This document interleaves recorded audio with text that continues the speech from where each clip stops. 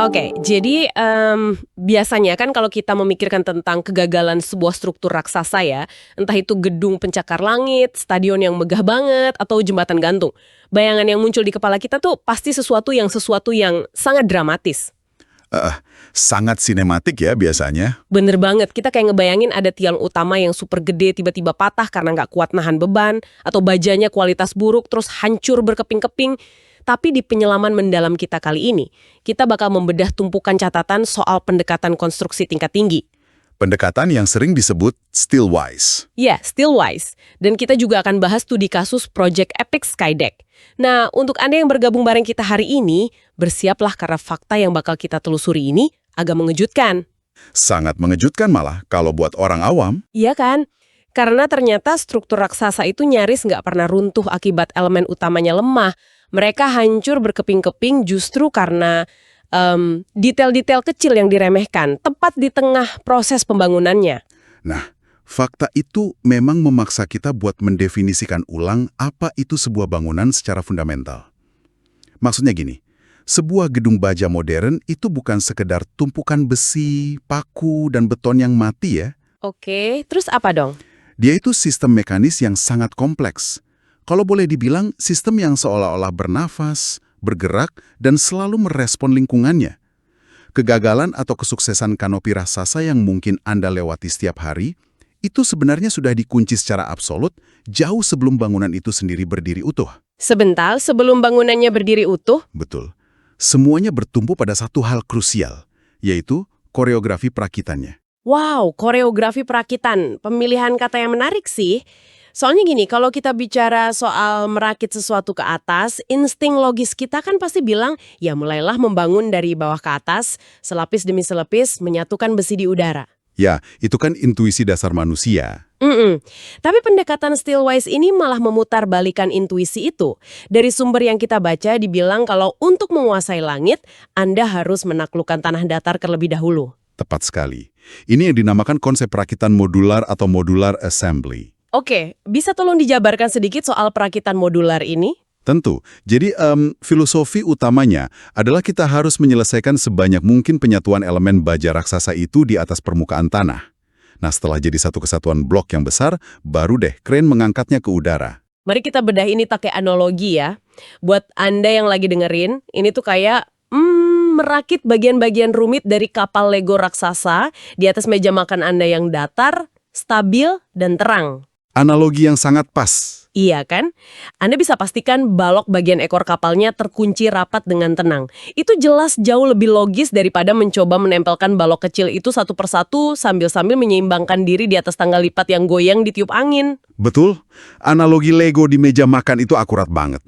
Tapi begini, di dunia konstruksi baja ekstrim, memindahkan pekerjaan ke darat itu bukan sekedar soal kemudahan kerja. Oh, bukan cuma biar gampang. Bukan. Ini adalah strategi mitigasi resiko yang paling utama. Dengan cara ini kita memangkas durasi dari apa yang disebut working at height atau kerja di ketinggian. Oke, masuk akal. Berarti ini soal keselamatan nyawa pekerja dari resiko jatuh. Itu yang pertama, pastinya. Secara instan menyelamatkan nyawa. Tapi ada lapisan lain yang jauh lebih krusial. Ini tentang mengubah kualitas absolut dari struktur fisik baja itu sendiri. Tunggu, disinilah bagian yang sangat menarik. Anda bilang dengan pindah kerja ke tanah, kita secara fisik mempengaruhi kekuatan material bangunannya? Sangat mempengaruhi. Coba Anda bayangkan, seorang spesialis tukang las struktural, mengelas plat baja yang tebalnya beberapa sentimeter, itu menuntut kestabilan tangan layaknya dokter bedah. Butuh presisi tinggi. Betul. Nah, kalau pekerjaan itu dilakukan di darat, pekerja tersebut punya pijakan yang kokoh. Lingkungannya bisa dilindungi dari terpaan angin badai, dan sudut visualnya sempurna. Hasil lasnya jadi mulus? Nyaris tanpa cacat. Fusi molekuler logamnya mencapai 100%. Wah, berbeda banget sama kalau dia melakukan itu di atas awan ya? Jauh berbeda. Sekarang coba proyeksikan pekerjaan las yang sama, tapi di ketinggian 50 meter. Angin bertiup konstan. Kerangka baja tempat dia berpijak berayun beberapa sentimeter secara ritmis. Ngebayanginnya aja ngeri. Dan yang terburuk, dia mungkin harus mengelas dari posisi yang canggung banget. Mungkin menengadah ke atas melawan gravitasi, sementara logamnya meleleh merah menyala. Gila, Kualitas lasnya pasti terkompromikan. Jelas terkompromi.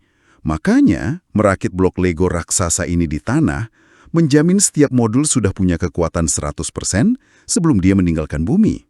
Oke, saya paham sekarang. Jadi kita punya blok raksasa yang sempurna secara molekuler. Tapi masalahnya, seberat apapun blok ini, ujung-ujungnya kan harus naik juga ke udara. Betul. Kren harus mengangkatnya. Nah, saat blok itu mengudara, disinilah momen penentuannya. Transisi ketika modul ini diposisikan. Di catatan sumber kita, fase ini disebut sebagai kondisi sementara atau temporary condition. Dan anehnya, ini disebut sebagai fase paling mematikan. Kenapa bisa begitu? Karena di fase inilah sistem penguncian sekuensial itu diuji. Ada aturan emas dari ISC 30322 yang nggak bisa ditawar sama sekali. Sebuah kerangka baja struktural nggak boleh dibiarkan berdiri dalam kondisi labil walau cuma sedetik. Sebentar, maksudnya nggak boleh labil itu gimana? Dimensi bangunan, entah itu tingginya atau lebarnya, hanya boleh bertambah kalau tahap persis sebelumnya itu udah terkunci mati dan stabil secara mandiri. Oh, jadi nggak ada tuh istilah, kita pasang sandarannya sekarang, bautnya kita kenjengin besok pagi aja deh sekalian nunggu terang. Wah, itu resep kehancuran yang mutlak. Kalau Anda mendirikan pilar A dan pilar B, Anda dilarang keras mengangkat balok C sebelum pilar A dan B ini diikat silang dan dikunci mati. Dan untuk menahan posisi pilar A dan B tadi, pembangun kan pakai semacam penyangga sementara ya, guy wires atau besi baja penahan. Temporary bracing system, ya. Dan masalah terbesarnya adalah sering ada kesalahan pahaman fatal di lapangan. Banyak pihak memandang penyangga sementara ini cuma sebagai alat bantu. Alat bantu? Kayak roda latihan di sepeda anak kecil gitu maksudnya? Persis. Roda yang cuma dipasang di awal biar sepedanya nggak jatuh. Tapi bukan bagian penting dari sepeda itu sendiri. Iya, pola pikir seperti itu sangat berbahaya di dunia engineering. Penyangga sementara, saat dia dipasang, bukanlah sekedar alat pelengkap. Mereka itu justru komponen penyerap beban yang utama. Maksudnya, struktur itu bertumpu ke penahan sementaranya. 100%. Tanpa kabel penarik atau besi penyangga sementara itu, struktur tersebut bakal langsung runtuh. Dan ini membawa kita ke sebuah realitas yang mungkin bikin Anda, para pendengar, geleng-geleng kepala. Apa itu? Kondisi saat bangunan sedang didirikan, itu jauh-jauh lebih rentan ambruk dibandingkan saat gedung itu sudah selesai dihunikan. Tunggu. Ini agak susah saya cerna. Anda mengatakan, kerangka baja setengah jadi, yang kosong, bolong-bolong, tembus angin, itu jauh lebih berisiko runtuh daripada gedung yang udah beroperasi penuh dengan ribuan orang, perabotan, dan panel kaca tebal? Tepat sekali. Tapi kan logika awam mikirnya kerangka kosong itu beratnya jauh lebih ringan. Memang beban matinya lebih ringan. Tapi begini, masalahnya bukan di berat, melainkan di bagaimana sistem itu merespons gaya dinamis dari luar. Gaya dari luar seperti angin, betul. Kalau gedung udah selesai, dia kan punya plat lantai beton di setiap tingkat. Nah, lantai beton ini fungsinya bukan cuma buat diinjak. Mereka berfungsi sebagai diafragma raksasa yang mengikat semua pilar vertikal jadi satu kesatuan. Oke, jadi mereka saling pegang gitu ya. Gedung utuh juga punya inti bangunan yang kokoh, yang bisa menyerap dorongan angin dan nyalurinya ke fondasi. Secara struktural, gedung utuh itu satu tubuh. Saya mulai lihat polanya. Sementara kerangka parsial yang masih dibangun, Dia belum punya lantai beton, belum ada ikatan. Pilar-pilarnya cuma tegak terisolasi ke atas, persis kayak pohon bambu satuan yang menantang angin badai. nggak ada sistem yang bantu bagi bebannya. Nah, itu. Kalau angin menerpa satu pilar, pilar itu bisa melengkung parah dan patah. Sequence as design, urutan adalah nyawa desain itu sendiri.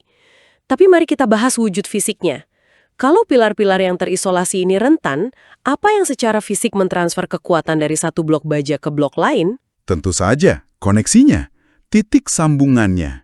Disinilah letak titik kritisnya ya, di mana desain komputer yang sempurna bertabrakan sama realitas lapangan yang kasar.